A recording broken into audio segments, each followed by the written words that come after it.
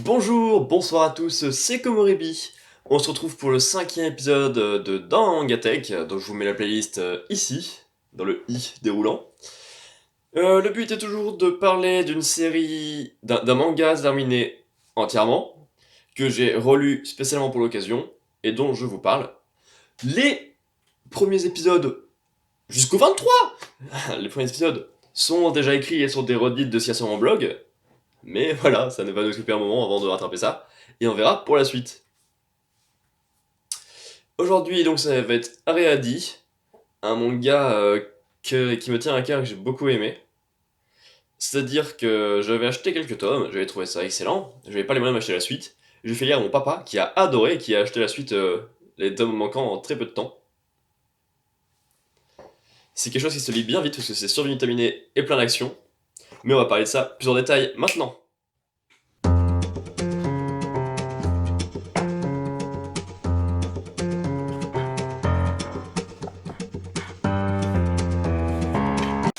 Il y a 12 ans, à la suite de l'explosion d'Antares, l'étoile la plus brillante de la constellation du Scorpion, plusieurs humains développent des pouvoirs surnaturels. Surnommés Altered, donc ceux qui ont été altérés, ils sont considérés comme dangereux par le gouvernement qui décide de les placer sur une île spécialement conçue pour eux, Areadi, où une organisation secrète s'occupe de les surveiller. Durant le trajet sur le bateau, Satoru Ida, un adolescent condamné à être emprisonné là-bas, libère Jin Kazaragi, un prisonnier de rang S, afin qu'il lui vienne en aide.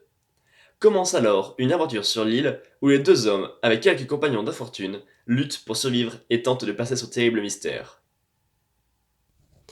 La série comporte donc 14 tomes publiés entre juin 2014 et août 2016 par Pika Éditions. Tout d'abord, je tiens à dire qu'il s'agit là de la première série courte qui m'aura autant happé dans son histoire. Je suis loin d'être le seul, puisque mon frère et mon père ont également voulu découvrir ce que donnaient les premiers tomes que j'avais achetés. Pris par l'impatience, nous avons rattrapé notre retard de 7 ou 8 tomes en moins d'une semaine. Tellement l'avenir et le parcours de Jin Kazaragi nous intéressaient. L'histoire nous est présentée au travers de dessins juste magnifiques, que ce soit au niveau des scènes d'action, des scènes calmes et des décors. Yang Kyung-il maîtrise vraiment son crayon de manière exceptionnelle et rend honneur au scénario écrit par Kiyoshi Nanatsuki. En effet, en plus de proposer des combats ne reposant pas uniquement sur la force brute ou le pouvoir de l'amitié et des personnages hétéroclites qui fonctionnent tellement bien ensemble, on reviendra sur tout ça après bien évidemment, le propos du manga est plutôt fort. Il nous présente de la ségrégation dans tous les sens possibles, entre Altered et humains, entre prisonniers et gardiens, entre Altered et Altered, mais propose surtout de nombreuses façons de casser cette haine. Notamment grâce à la découverte de personnages foncièrement gentils et foncièrement ouverts. En plus du propos très intéressant, qui peut nous amener à réfléchir sur ce qu'est vraiment un humain et sur qui sont les monstres, nous avons le droit à des affrontements qui reposent sur des pouvoirs utilisés de manière originale et tout en malice.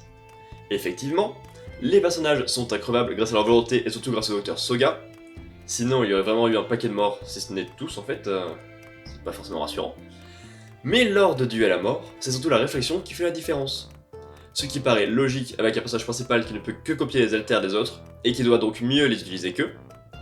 En plus d'être bien dessiné et stratégique comme il faut, les affrontements de cette œuvre sont stressants à souhait, vu la pression qu'il y a derrière chacun d'eux.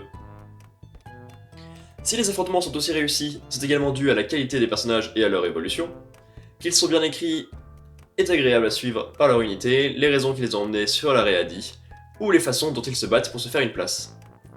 Par exemple, Satoru finit par trouver le courage qui se trouvait déjà en lui grâce à Jin. Kaito est réussi par son détachement qui disparaît à l'approche de Zero et qui permet un magnifique développement autour de Mariko. Et surtout, nous avons Jin qui ne se change pratiquement jamais car il a déjà toutes les capacités nécessaires pour atteindre ses objectifs. Il apprend juste à déléguer les tâches vu qu'il apprend à être moins seul. Des tâches qui sont déléguées tout au long des arcs et qui reviennent dans l'histoire toujours au bon moment. Chaque mystère et élément suspens revient et est utilisé au bon moment pour faire avancer les intrigues générales. D'abord, il y a le trajet jusqu'à l'île qui met en place les personnages et le propos, puis un duel contre chacun des chefs des 3 quartiers, et qui prennent tous un chemin original, et enfin, la mise en place du plan des antagonistes. Tout cela représente la première partie du manga, les 11 premiers tomes. Celle-ci est vraiment magnifique et on ne peut s'empêcher de tourner les pages continuellement. Cependant, je trouve que le rythme effréné se casse un peu sur la fin. De plus, la première partie ne conclut rien des intrigues principales puisqu'une deuxième partie était prévue. On devait découvrir de nouveaux personnages, censés aider à terminer l'histoire en suspens à travers des leurs.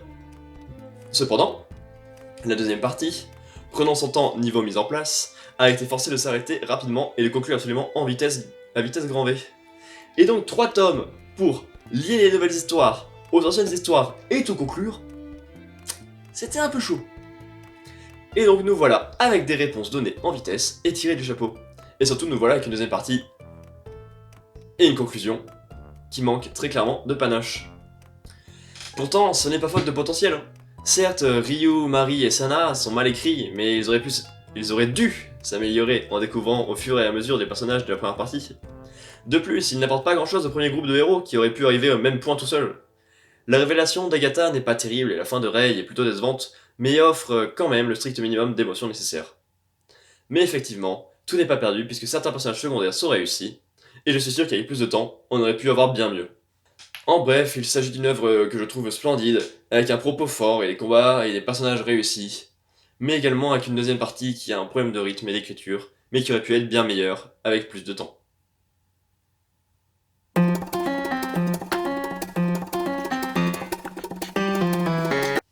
Voilà, merci d'avoir regardé cette vidéo, j'espère qu'elle vous aura plu, alors n'hésitez pas à lâcher un petit pouce bleu pour le travail, à partager ou à vous abonner, ça me fera plaisir.